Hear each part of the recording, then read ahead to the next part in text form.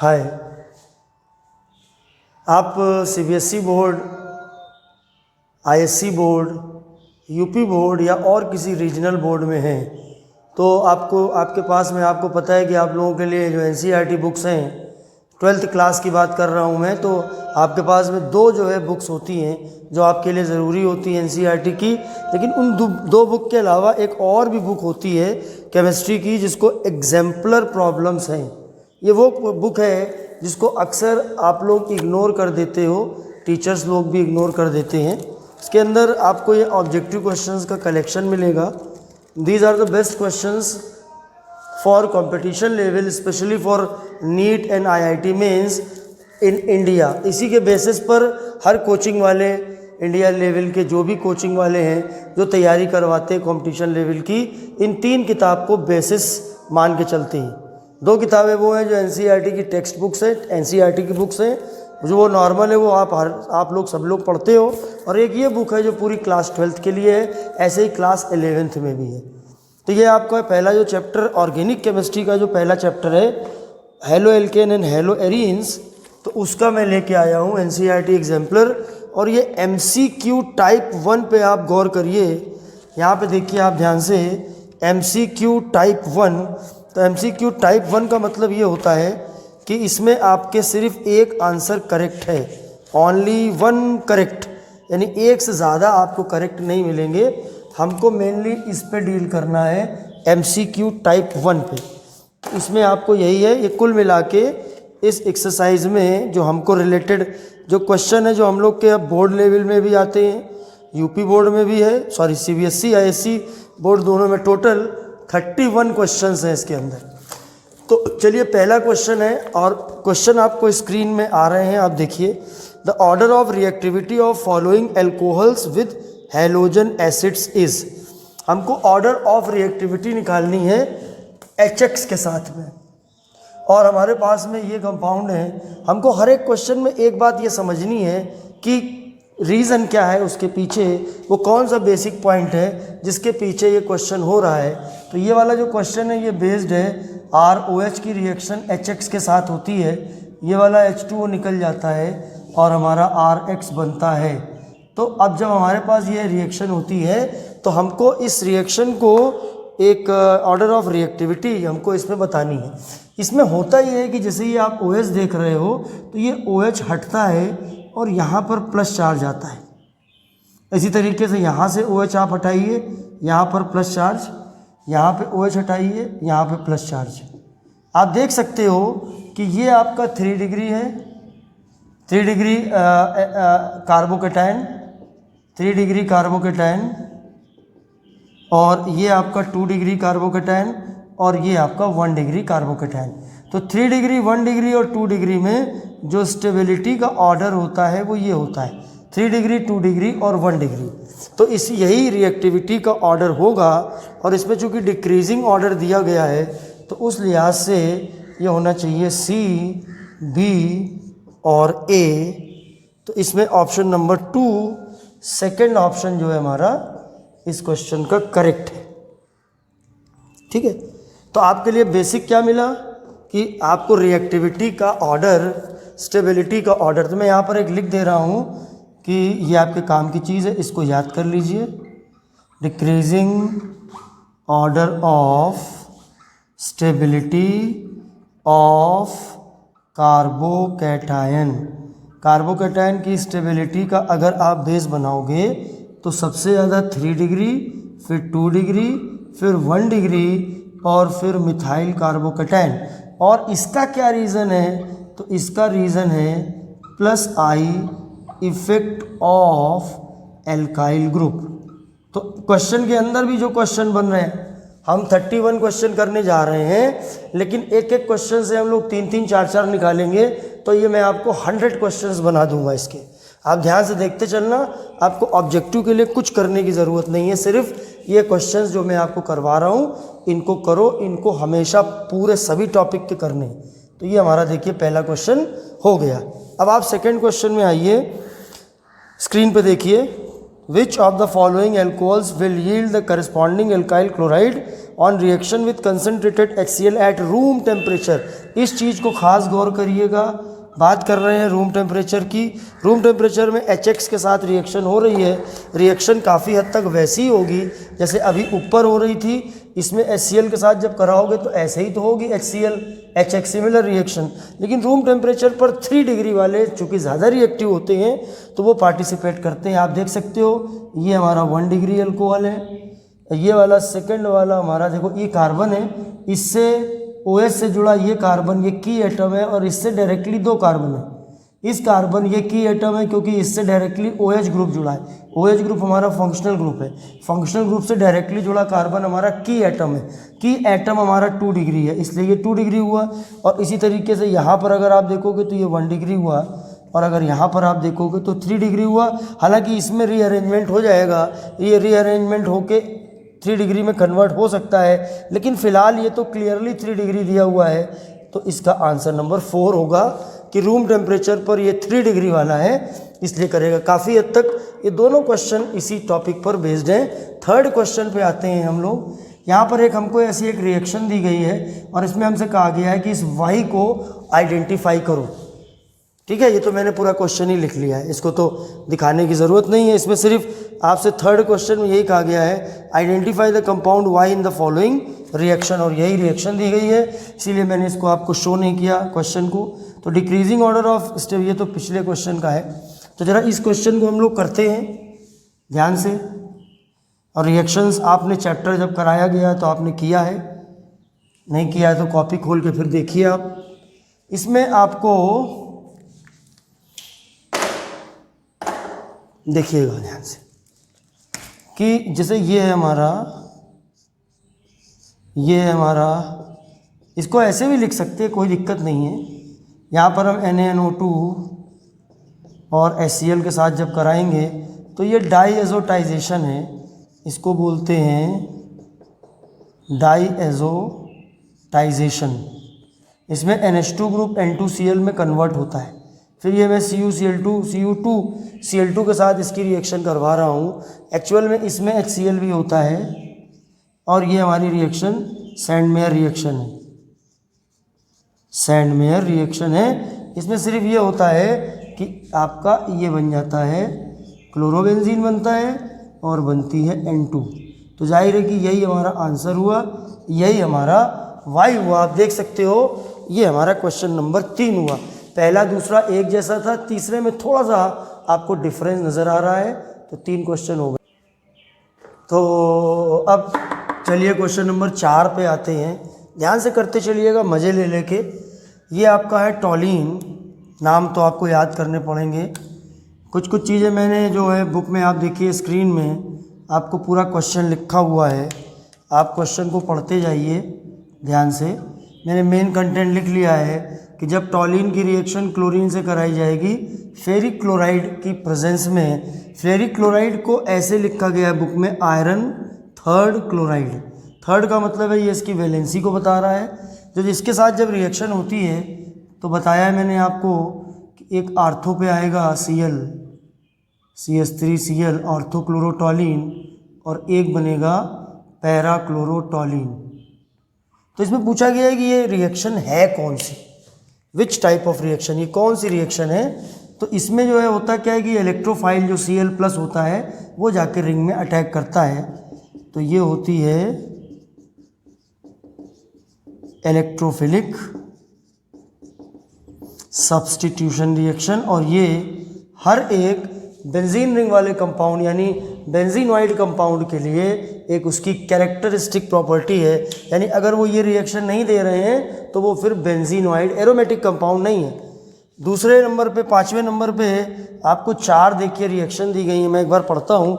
Which of the following is halogen exchange reaction.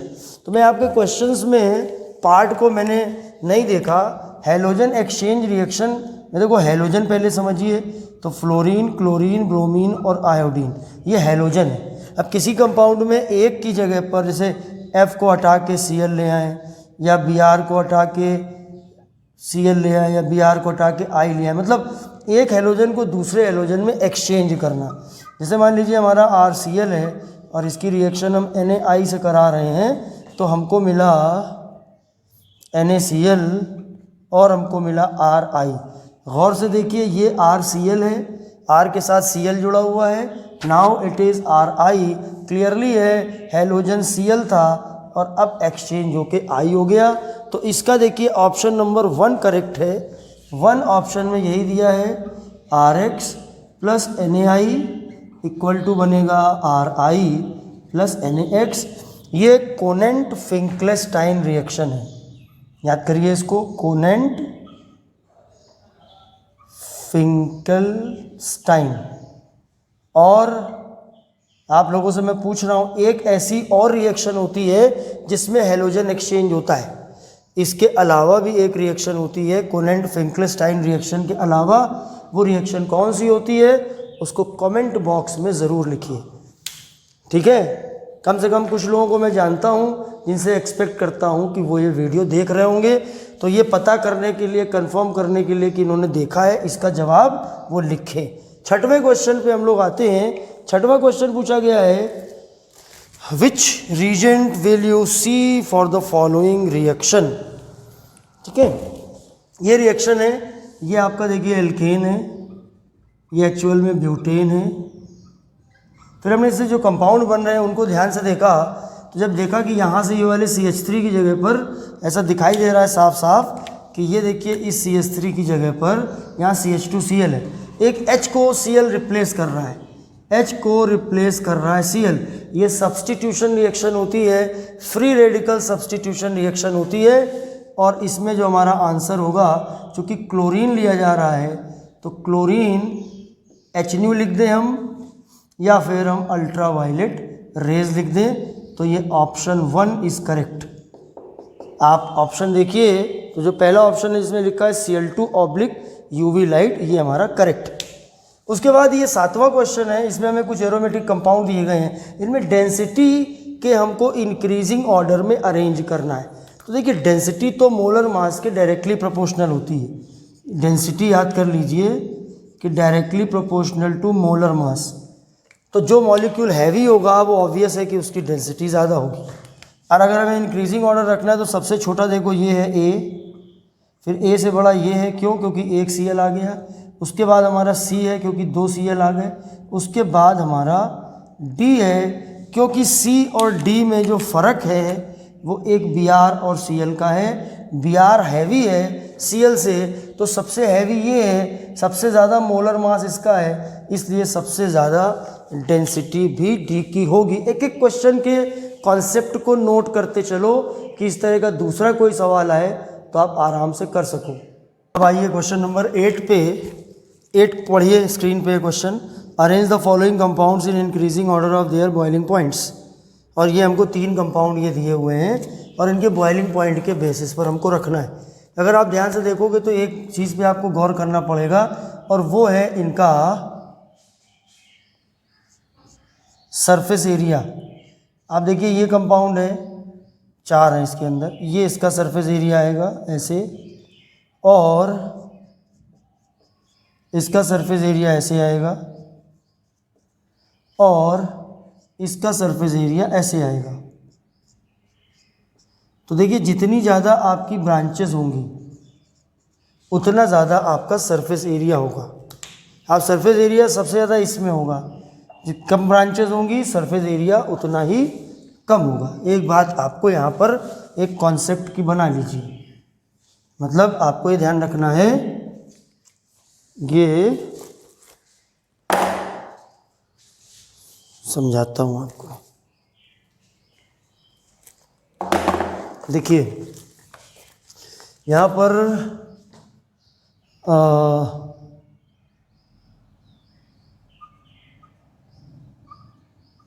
Surface area boiling point directly proportional to surface area inversely proportional to branching,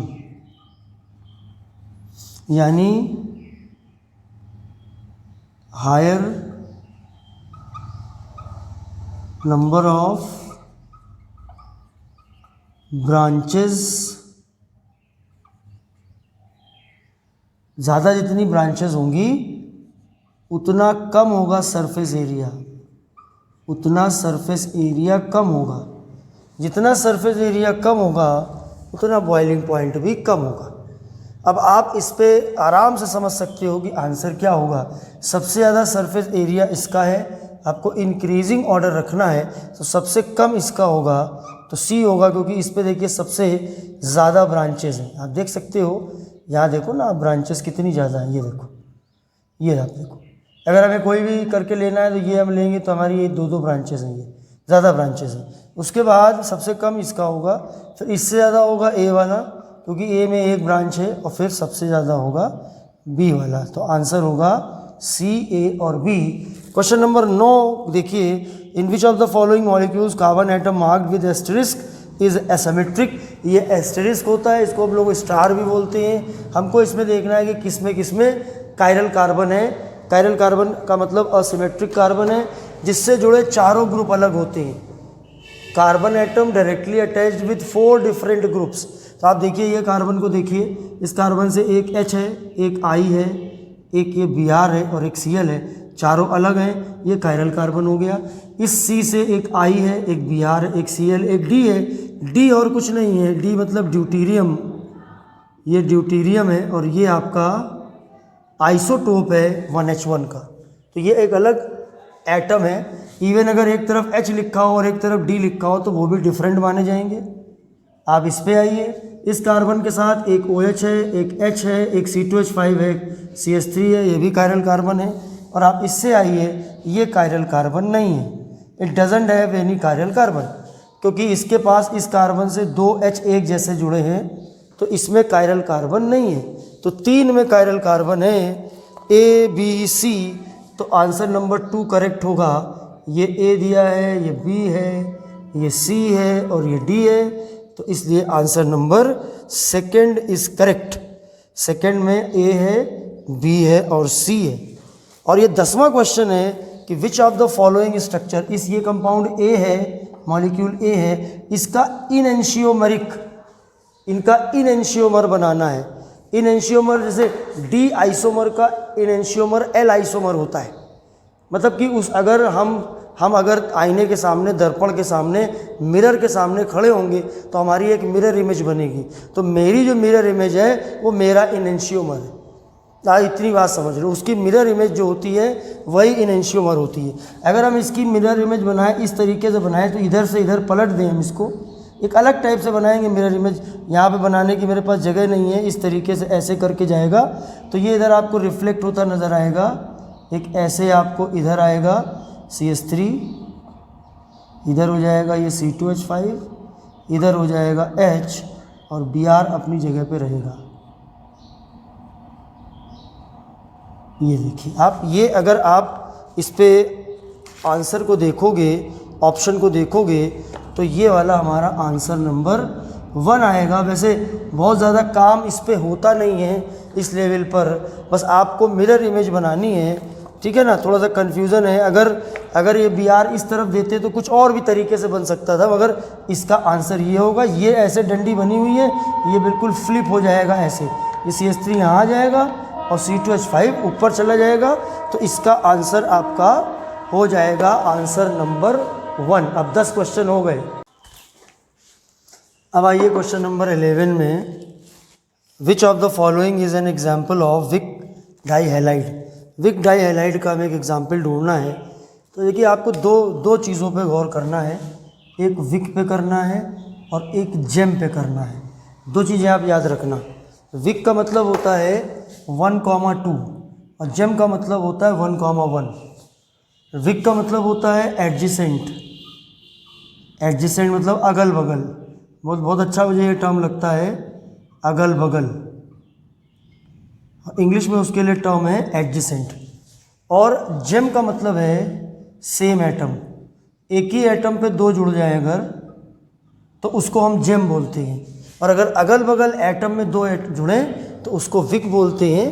तो इसको आप note भी कर लीजिए, तो Wick और जेम को मैंने बता दिया है। आपके लिए बहुत आसान है, कोई चीज़ बता के मिस हो गई पीछे बैक करके आप देख सकते हो।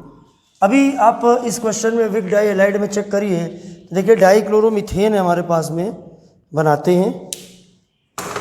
डाईक्लोरोमीथेन अगर हम बनाएंगे तो मीथेन कर दिया, 2 Cl2 जोड़ दिए इसके साथ तो 2 H हो जाएंगे, मतलब ये हो गया हमारा डाईक्लोरोमीथेन। तो ये हो नहीं सकता विक, क्योंकि ये जेम है। विक का मतलब अगल बगल होता है। 1,2 डाईक्लोरोइथेन, ये आपका हो गया, यहाँ पर Cl लगाया, यहाँ पर Cl लगाया, यहाँ पर H2 लगाया, 1,2 डाईक्लोरोइथेन। ये हमारा ऑप्शन आंसर हो गया। सेकंड इज द आंसर, हमारा आंसर हो गया सेकंड। वैसे अगर हम इस सवाल से एक और सवाल, मैंने बोला है कि सवाल 31 है, लेकिन इससे आप चाहो तो प्लस 100 प्लस बना सकते हो, तो बनेंगे। अब मान लो कि डाईक्लोरोमीथेन हमारा आया, तो डाईक्लोरोमीथेन हमारा ये कैसा हुआ, ये जेम हो गया। फिर इथाइलिडीन क्लोराइड, देखो ये होता है ये सब लिख लेना क्योंकि अभी मिटा दूंगा मैं। ये इथाइलिडीन क्लोराइड हो गया, इथाइलिडीन क्लोराइड, तो ये भी हमारा जेम हो गया, ठीक है। और एलाइल क्लोराइड ये होता है CH2 डबल बॉन्ड CHCl, ये ना तो विक होता है ना जेम होता है, ये एक अलग टाइप का सिस्टम होता है। अब आराम से इसको कर सकते हो, कोई दिक्कत वाली बात नहीं है। तो विक और जेम का खेल भी याद रखिए, बहुत फ़ायदा मिलता है। ऑब्जेक्टिव करने से बहुत फ़ायदा आपको मिलेगा, कंपटीशन लेवल की सीधे तैयारी होगी। 12वां आइए, Br इन, क्वेश्चन पढ़िए। The position of Br in the compound in CH3CH double bond CHCl Br CH3 whole twice can be classified as. इसमें हमको इस Br की पोजीशन को क्लासीफाई करना है। तो अगर हम यहाँ से गौर करें तो ये हमारी देखो कहानी ये होती है, मैंने आपको बताया है, ये आपका ये एलाइलिक कार्बन होता है। मतलब एलाइलिक कार्बन का मतलब है C डबल बॉन्ड C ले लो और उससे जो कार्बन जुड़ेगा वो एलाइलिक कार्बन होगा। Double bonded carbon, C double bond C के साथ जो कार्बन जुड़ेगा वो एलाइलिक कार्बन होगा। तो अब आप देख सकते हो कि ये सीधे सीधे आपका एलाइलिक है, तो ये हमारा आंसर इसमें एलाइल आएगा। तो इसका आंसर आएगा फर्स्ट का जो आंसर है वो है एलाइल। तो ये हमारा आंसर हो गया एलाइल। 13वें सवाल पे आते हैं। हमको कहा गया है, सवाल पढ़िए, chlorobenzene is formed by reaction of chlorine with benzene in the presence of AlCl3, which of the following species attack the benzene ring in this reaction. Actual में ये इलेक्ट्रोफिलिक सब्सटीट्यूशन रिएक्शन होते हैं और हमको इलेक्ट्रोफाइल के बारे में बताना होता है। ऐसा होता है एक्चुअल में कि जो ClCl है और ये AlCl3 है, ये आपका एसिड है, लुइस एसिड। यहाँ से ये देखो ये खिंच के यहाँ पे चला आता है, Cl प्लस बनता है और AlCl4 माइनस बनता है, AlCl4 माइनस बनता है। तो इसके अंदर ये इलेक्ट्रोफाइल है, यही अटैक करता है, यही हमारा आंसर है। तो इसमें जो आपका आंसर है वो आंसर नंबर 2 इज़ करेक्ट। आप ऑप्शन में देख सकते हो। 14 नंबर का क्वेश्चन है इथाइलिडीन क्लोराइड। देखिए जो इथाइलिडीन होता है ना, ये होता है इथाइलिडीन, इसको लिख लीजिएगा, अगर नहीं लिखा है कहीं इसको लिखिए इथाइलिडीन। जानबूझ के लाल से लिख रहा हूँ, थोड़ी मेहनत करके लिखो। इथाइलिडीन, ये इथाइलिडीन ग्रुप है, ठीक है। और ये आपका अगर ऐसे है तो इसका नाम है आइसोप्रोपाइलिडीन। यहाँ पर कार्बन पे 2 वैलेंसी फ्री होती हैं। तुमसे पूछा गया है इथाइलिडीन क्लोराइड, तुमको अगर इथाइलिडीन क्लोराइड लिखना है तो CH3CHClCl, ये हो गया इथाइलिडीन क्लोराइड। ये क्या है, ये विक है कि जेम है? अभी मैंने आपको बताया कि ये जेम है, आंसर हमारा सेकंड हो गया, यानी कि जेम। तो आपने देखा कि gem, vic, allyl, vinyl, aryl, alkyl, इन सब टर्म पे गौर करिए आप। 15वां question, 15 question, what is A in the following reaction. ये एक रिएक्शन दी गई है और इसमें आपसे पूछ रहा है कि ए क्या होगा। देखिए यहाँ पर ये HCl है और HCl में प्लस डेल्टा माइनस डेल्टा होता है। यहाँ पर लगने जा रहा है मार्कोनिकॉफ रूल। मार्कोनिकॉफ रूल लगने जा रहा है, ये पॉजिटिव पार्ट है, ये नेगेटिव पार्ट है, Cl माइनस नेगेटिव पार्ट है, डबल बॉन्डेड उस कार्बन से ऐड होगा जिस पे कम हाइड्रोजन हो। ये डबल बॉन्डेड कार्बन है, इस कार्बन से एक H अटैच्ड है, इस कार्बन से 2 H है, तो जिस पे कम है वहाँ पर आपका Cl ऐड हो जाएगा आके। और ये जो हमारा कंपाउंड बनेगा उसको मैं देखिए बना के दिखाता हूँ आपको। ये हुआ CH2 पे कोई चेंज नहीं हुआ, सिंगल बॉन्ड, यहाँ Cl जुड़ेगा, CH आएगा, सिंगल बॉन्ड, यहाँ पर आएगा CH3। यही है आपका A और इसमें आपका ऑप्शन नंबर 3 इज़ करेक्ट। इसमें जो हमारा आएगा, इसमें आंसर जो आएगा 3 आएगा। ठीक है, अब आइए question number 16। A primary alkyl halide would prefer to undergo। Primary alkyl halide जो होता है ये SN2 रिएक्शन देता है। याद कर लीजिए, प्राइमरी एल्काइल जो होता है वो SN2 देता है, जो टर्शरी होता है वो SN1 देता है, और जो सेकेंडरी होता है वो दोनों देता है। मतलब याद रखने की चीज़ आपके देखिए सामने क्या है, ये नोट कर लीजिएगा आप कि 1 डिग्री जो होता है वो आपका SN2 देता है, 3 डिग्री जो है वो आपका SN1 देता है, और 2 डिग्री आपका SN1 और SN2 दोनों देता है। SN1 रिएक्शन भी वो देगा और वो SN2 रिएक्शन भी देगा। तो ये अगर आप इसको लर्न कर लोगे तो आपका काम बन जाएगा। बहुत ज़रूरी बात है कि आपका 1 डिग्री SN2 देगा, 3 डिग्री SN1 देगा, और 2 डिग्री देखिए दोनों देगा। ठीक है, 1 डिग्री SN2, 3 डिग्री SN1 और 2 डिग्री दोनों। तो इसमें हमारा आंसर नंबर 2 हो जाएगा, इसका आंसर नंबर 2 SN2। 17वां question 17th। Which of the following alkyl halide will undergo SN1 reaction more readily. ये देखिए यहाँ पर आपको 3 हैलाइड दिए गए, मगर तीनों में R देखिए सिमिलर है, और सिर्फ फ़र्क किसके है, X का फ़र्क। तो ये तो नियम है हमेशा, RCl सबसे ज़्यादा, RI सबसे ज़्यादा, सबसे स्पीड RI की होती है, फिर RBr की होती है, फिर RCl की होती है, फिर RF की होती है, चाहे SN1 हो या SN2 हो। याद कर लो बेटा इसको, अगर R सेम है, R में कोई फ़र्क नहीं है, तो I, Br, Cl और R। और इसमें अगर कोई रीज़न पूछे तो रीज़न आप बताओ, बॉन्ड लेंथ ज़्यादा होती है तो आसानी से वो टूट जाता है। लंबी टहनी पट से जल्दी टूट जाती है, छोटी टहनी थोड़ा मुश्किल से टूटती है। तो ये 17वें में आपको जो मोस्ट रेडली है, आंसर नंबर 4 इज़ करेक्ट। 17वां हो गया। 18वां क्वेश्चन। 18वें क्वेश्चन में दिया which is the correct IUPAC name of the following. और उसके बाद 19वें क्वेश्चन में भी आपको IUPAC नेम ही लिखने हैं। तो दोनों क्वेश्चन को दिखाने की ज़रूरत नहीं है, जिनकी ज़रूरत थी मैंने आपको वो क्वेश्चंस दिखाए हैं। अभी मैं आपको ज़रा समझाता हूँ कि इनके IUPAC नेम ज़रा हम लोग चेक कर लें तेज़ी से। इधर ज़रा खुले में आए। देखिए, पहले आपको ये वाला कंपाउंड दिया गया है, इसमें आप एक गौर करिए, कभी भी आपको अगर ऐसे C2H5 लिखा हो तो समझ लो वो खतरा है। इसको अगर हम बनाएं यहाँ पर तो देखो CH3 किया, फिर ये CH किया, फिर ये C2H5 है तो इसको C और C कर दिया, इससे 2H लग गए, इससे 3H लग गए।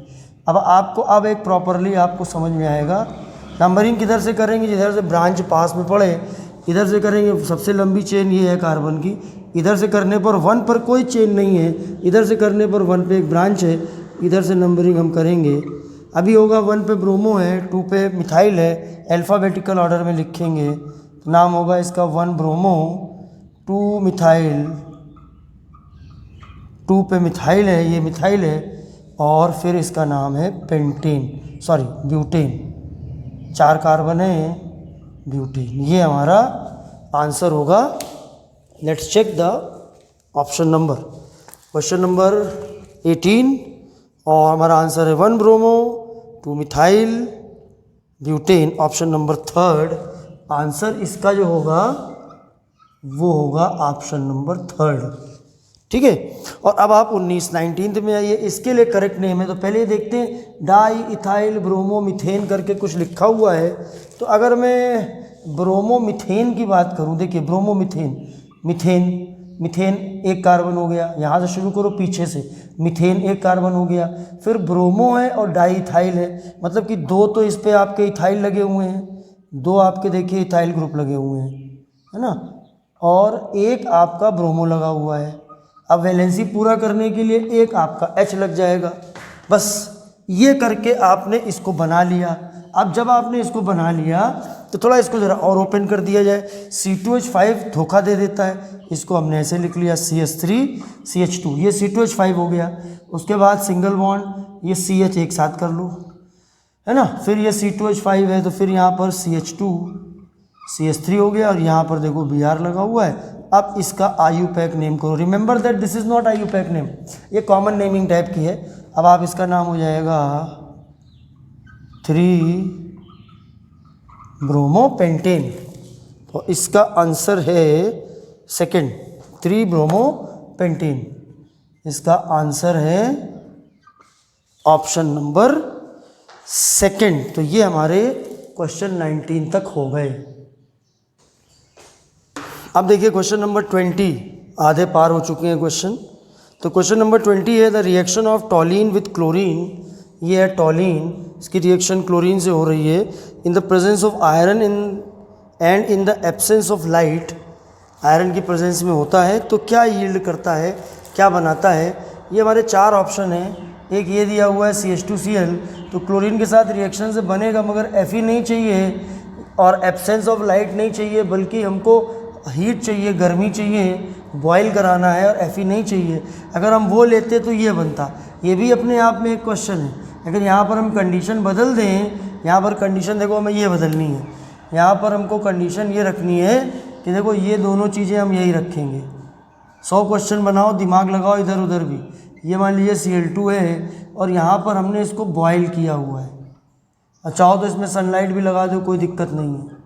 तो अभी क्या होगा कि यहाँ से ऊपर से एक H निकलेगा और तब ये बनेगा, ये इसका नाम है benzyl chloride, but this is not given in the question, ये नहीं है। हमको यहाँ पर इसकी जगह पर दूसरी कंडीशन है, ये मैंने आपको एक अदर कंडीशन बताई है।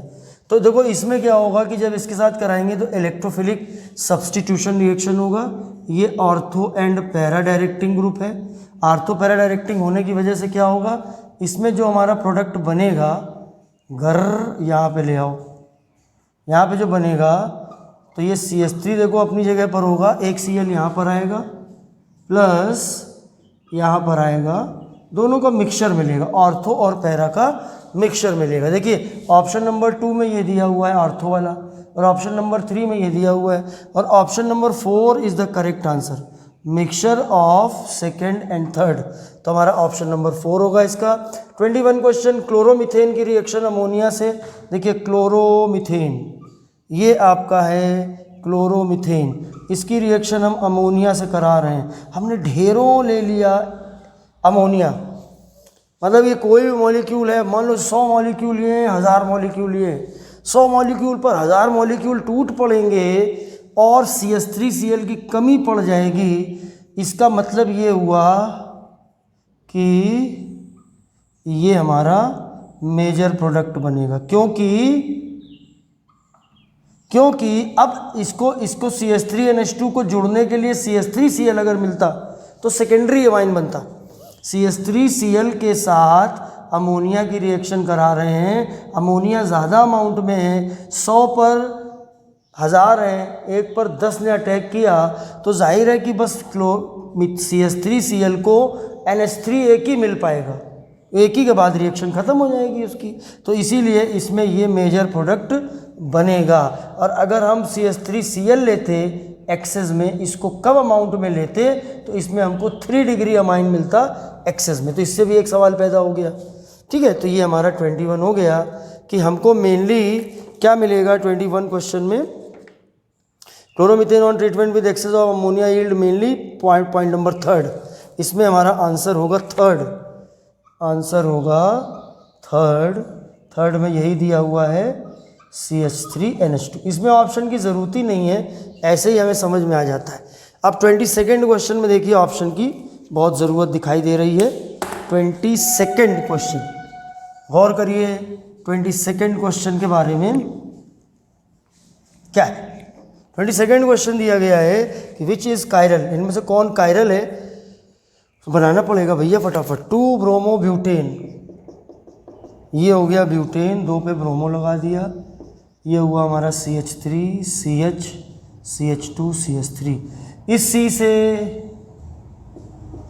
C से एक CH3 जुड़ा है, एक Br जुड़ा है, एक C2H5 जुड़ा है, एक H जुड़ा है। ये हमारा कायरल कार्बन हो गया। यही पहला वाला हमारा आंसर हो गया। हमें बाकी चेक करने की ज़रूरत नहीं है। आप बाकी चेक करके देखोगे तो आपको कायरल कार्बन नहीं मिलेगा। कायरल कार्बन को ये पहचान होती है, स्टार बनाते हैं। कायरल कार्बन ऐसा होता है जिससे जुड़े चारों ग्रुप अलग अलग होते हैं। देखिए C स्टार मैंने बनाया है और उससे A B D और E जोड़ा है। Okay, question number 23, reaction of C6H5 CH2Br। देखिए लिखा हुआ है reaction of C6H5 CH2Br with aqueous solution aqueous sodium hydroxide follows. ये वाली रिएक्शन कौन सी मैकेनिज्म को फॉलो करती है? जाहिर है कि इस चैप्टर में SN1 SN2 का मेन खेल है। ये बेंजाइल ब्रोमाइड है, इसके साथ जब रिएक्शन होती है तो बनता है C6H5 CH2, ये वाला Br, ये वाला Na निकल जाता है, NaBr बना के, और ये हमारा बन जाता है OH। यहाँ पर अगर हम गौर से देखें, देखिएगा ज़रा ध्यान से, ये आपके पास CH2Br है। CH2Br है तो पहले क्या होगा कि ये इधर से इधर की तरफ आएगा, इधर से जब इधर की तरफ आएगा देखो ये बॉन्ड टूट जाएगा, Br पे माइनस आएगा, इस पे प्लस आएगा। अभी जो इंटरमीडिएट बना है आपका रिएक्शन इंटरमीडिएट, ये प्लस वाला जो रिंग से अगर डायरेक्ट जुड़े कार्बन पे प्लस या माइनस होता है तो वो रिंग में पूरा डिलोकेलाइज्ड हो जाता है। बस ध्यान रखना, रिंग से डायरेक्ट निकलते हुए कार्बन पे हो, प्लस हो या माइनस हो, वो उस पर पूरा कॉन्जुगेशन में है, पूरा डिलोकेलाइज्ड हो जाता है। ये आपका आयन स्टेबल है, और जिसमें भी हम ऐसे आयन्स में ब्रेक कर सकते हैं तो वो SN1 रिएक्शन को फॉलो करता है। तो इस पर अगर आपको अच्छे से आ गई बात समझ में तो ठीक है, अदरवाइज बेंजाइल ब्रोमाइड के केस में आप याद कर लेना कि ये आपकी SN1 रिएक्शन है। एक मिनट रुकिए, मैं ढूंढता हूँ, खो गया है मेरा पेज। हाँ, ये क्वेश्चन नंबर 23, ये बुक है आपकी, और एक अरिहंत की भी मिलती है, उसमें सॉल्व होता है, तो आप वो वाली भी ले सकते हो। ये मार्केट में कम मिलती है वैसे, इसको वैसे तो आपके पास अवेलेबल है, मैं आपको करवाता चल रहा हूँ, है ना। नेट पे आपको इसको डाउनलोड कर सकते हो आप। ये 24वां 23वां क्वेश्चन में आंसर हमारा पार्ट नंबर 1, करेक्ट आंसर क्या है? पार्ट नंबर 1, 24वां क्वेश्चन देखिए आपकी स्क्रीन पे। Which of the following, which of the carbon atoms present in the molecule give below are asymmetric. ये फॉर्मूला एक दिया गया, इसमें A B C D mention करके दिए गए हैं। देखिए A हो नहीं सकता है आपका, क्योंकि एक कायरल कार्बन के लिए ज़रूरी क्या है? 4 ग्रुप का होना, 4 यानी 4 सिंगल बॉन्ड होने चाहिए। अगर उस कार्बन पे एक भी डबल या ट्रिपल है, फिलहाल वो इस लेवल पर कायरल आप नहीं मानो उसको, ये कायरल है नहीं, ये कायरल है नहीं। अब हम इस पे बीच वाले पे चेक करते हैं, इस कार्बन पे, इस कार्बन से एक H है, एक COOH है, एक OH है, और एक ये पूरा ग्रुप है, ये भी तो एक ग्रुप है। आप देखो ग्रुप के लिए क्या है, ये भी एक पूरा ग्रुप है। ग्रुप बहुत छोटा भी हो सकता है, बहुत बड़ा भी हो सकता है, तो ये आपका कायरल है। इस पे आओ, इस C से एक OH, एक CHO, एक H और एक ये पूरा, तो ये भी आपका कायरल है। तो इसमें B और C कायरल है, B और C कायरल है। और क्वेश्चन के मुताबिक ऑप्शन नंबर 2 आंसर जो होगा इसका, ऑप्शन नंबर 2। कोई मुझसे गलती से गलत हो जाए, जल्दबाजी में गलती हो जाती है कभी कभी, तो वो मुझे आप ज़रूर आप इस पर लिखिएगा, डिस्क्रिप्शन बॉक्स पे बताइए मुझे, कमेंट बॉक्स पे लिखिए, मुझे बताइए कहाँ क्या गलती हुई है।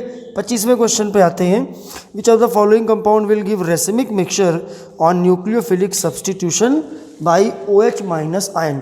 OH माइनस से रिएक्शन जब हम कराएंगे तो ऑब्वियस है कि OH माइनस इन पे अटैक करेंगे, Br पे, इस Br पे, है ना, या इस वाले Br पे। अभी कह रहा है कि रेसमिक मिक्सचर किस में मिलेगा। अब रेसमिक मिक्सचर का मतलब है 3D केमिस्ट्री के लिए ज़रूरी है कि उस कंपाउंड में कायरल कार्बन तो हो। अब आप देखो इस वाले कार्बन पे देखो, आप इस कार्बन पे इसके साथ के आपको अगर ये वाला बिहार देखो तो इसमें हमें कायरल कार्बन फिलहाल दिख रहा है, इसमें कायरल कार्बन हमको दिख रहा है, यही वाला कार्बन कायरल है, CH3 है, C2H5 है, बिहार है। तो इसलिए जो है इस वजह से आप इस बात को ध्यान रखिए कि ये पॉसिबिलिटी है, ये रेसमिक मिक्सचर देगा। वैसे भी ये आपका 1 डिग्री 2 डिग्री है तो ये रेसमिक मिक्सचर दे सकता है, 2 डिग्री वाला रिटेंशन और वो दोनों काम कर सकता है। और बी वाले में अगर हम देखेंगे, बी वाले में कायरल कार्बन ही नहीं है तो कोई मतलब ही नहीं है। सी वाले में देखेंगे तो इसमें भी कायरल कार्बन नहीं है। आंसर हमारा होगा पार्ट ए, क्योंकि कायरल कार्बन के लिए ज़रूरी है। अगर कायरल कार्बन नहीं है तो रेसमिक मिक्सचर का कोई मतलब नहीं है। तो इसका आंसर नंबर 1 करेक्ट है। अगर हम ऑप्शन के पॉइंट ऑफ व्यू से देखें तो ऑप्शन नंबर 1 हमारा करेक्ट है। अब जो नेक्स्ट 4 क्वेश्चन दिए गए हैं इसमें वो एक ही जैसे हैं, एक ही टाइप के क्वेश्चन उस पर बेस्ड हैं, सब में बस उसके ऑप्शन अलग अलग हैं। तो वो रिलेटेड किससे है, तो वो nucleophilic substitution of benzenoid compound. Nucleophilic substitution reaction benzenoid compound में थोड़ा मुश्किल से होता है, ये SN रिएक्शन है। अगर यहाँ पर रिंग न लगी होती, अगर ये नॉर्मल RCl होता तो ये बड़ी इजीली निकल जाता है, लेकिन रिंग से जुड़ा हुआ Cl थोड़ा मुश्किल से निकलता है, मतलब कम रिएक्टिविटी शो करता है। देखो मैं लिखा डिफ़िकल्ट सब्स्टिट्यूशन, वो उसके जब आप रेजोनेटिंग स्ट्रक्चर बनाओगे तो 3 स्ट्रक्चर ऐसे बनेंगे जहाँ पर आपको ये ऐसे डबल बॉन्ड नज़र आएगा Cl और इसके बीच में। तो इसमें डबल बॉन्ड कैरेक्टर जो है ज़्यादा हो जाता है बॉन्ड, तो बॉन्ड को तोड़ना थोड़ा मुश्किल हो जाता है। लेकिन इनको हम, इसकी रिएक्टिविटी कम होती है वैसे ही अगर हम न्यूक्लियोफिलिक सब्स्टिट्यूशन रिएक्शन की बात करें, लेकिन कुछ ग्रुप डाल के हम इनकी रिएक्टिविटी को बढ़ा सकते हैं और कुछ ग्रुप डालकर जोड़कर इनकी रिएक्टिविटी को और कम कर सकते हैं। तो बस ये 2 आपके लिए केसेस हैं, इनको आप याद कर लेंगे तो अगले 4 क्वेश्चन आप कर लेंगे। ये हमारा है प्रेजेंस ऑफ EWG। EWG का मतलब है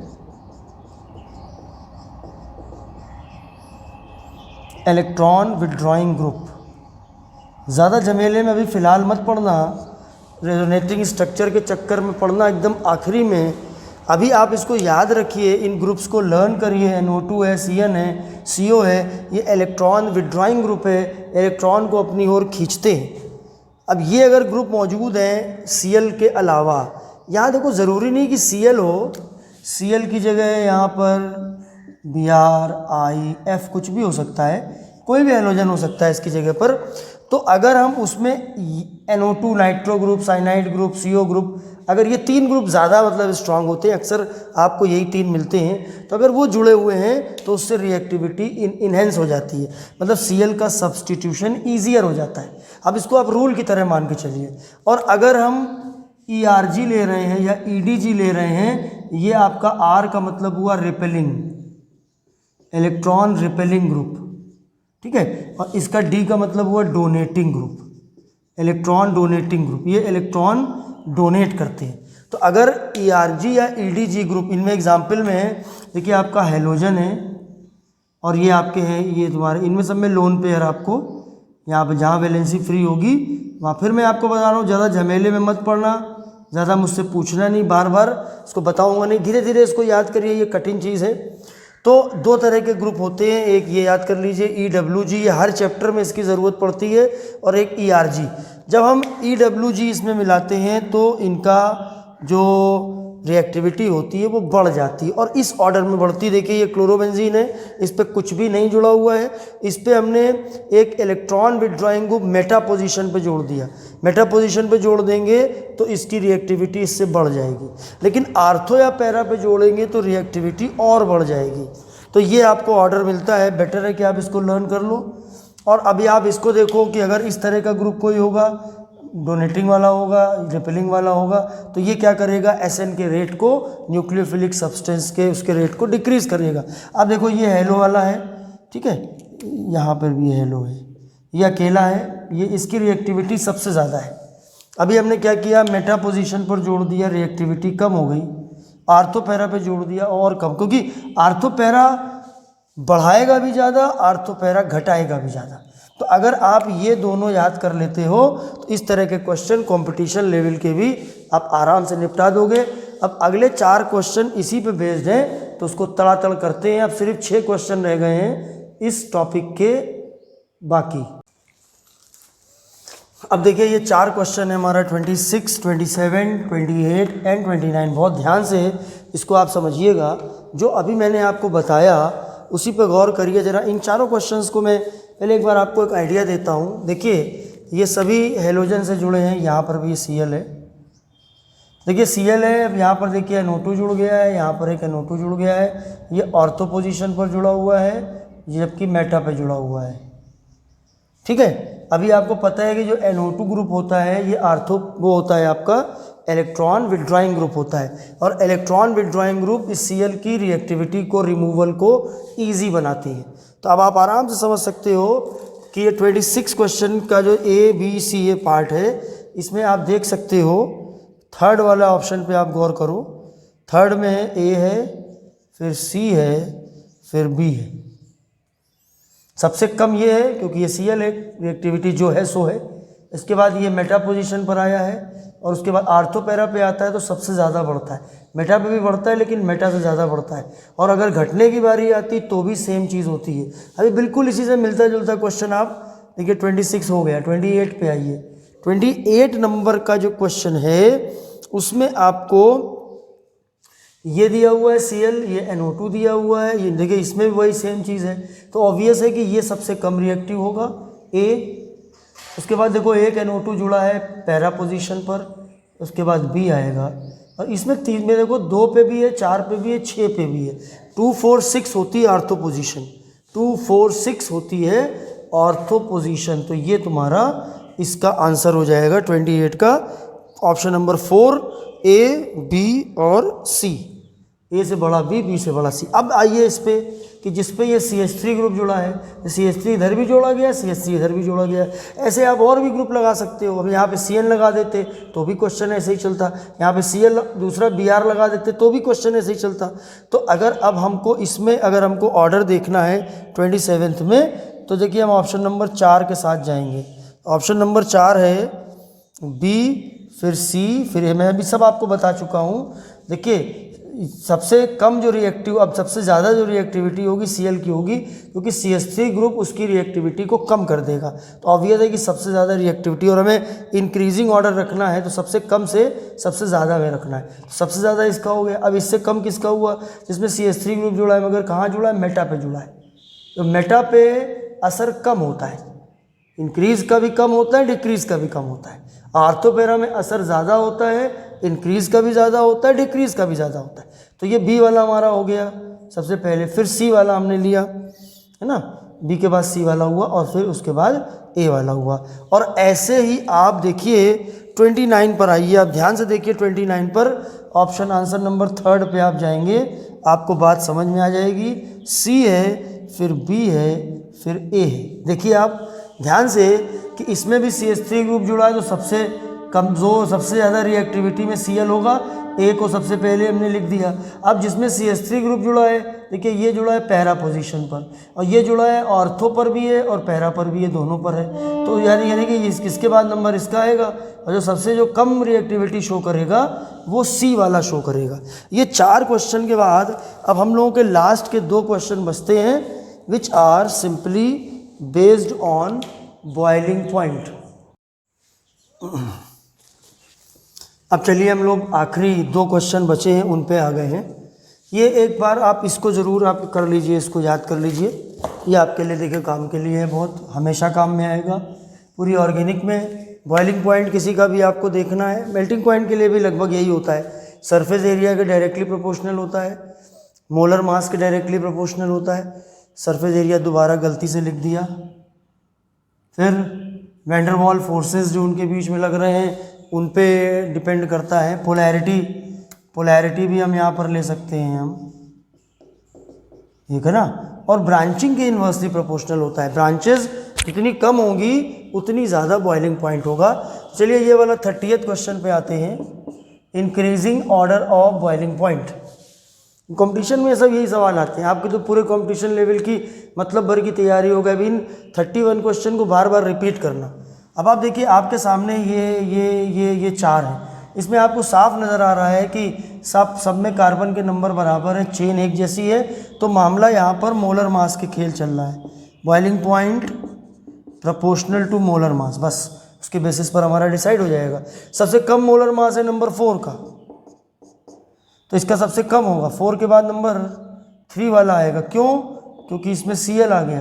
उसके बाद नंबर 2 वाला आएगा क्योंकि इसमें Br आ गया। Br Cl से हैवी Br, और सबसे हैवी आपका I हो गया। तो ये आपका ऑप्शन होगा 4, 3, 2 और 1। इसमें पहले लिखा है ब्यूटेन, ठीक है, तो ये ठीक है बिल्कुल। ये हमारा ऑप्शन नंबर उसमें 1 है। 1 हमारा फर्स्ट जो ऑप्शन है वो हमारा करेक्ट, उसमें ये हमें क्रम मिलेगा। अब increasing order of boiling point पे अगर हम इस पे देखेंगे तो इसमें भी वही होगा। भाई देखो ये छोटा मॉलिक्यूल है, उससे बड़ा हो गया मॉलिक्यूल, उससे बड़ा हो गया मॉलिक्यूल, उससे बड़ा मॉलिक्यूल हो गया, तो इसमें तो ऑर्डर यही होगा। फर्स्ट से ज़्यादा होगा सेकेंड का, फर्स्ट का सबसे कम होगा, फिर सेकेंड का होगा, फिर थर्ड का होगा, फिर फोर्थ का होगा, फोर्थ का होगा, है ना।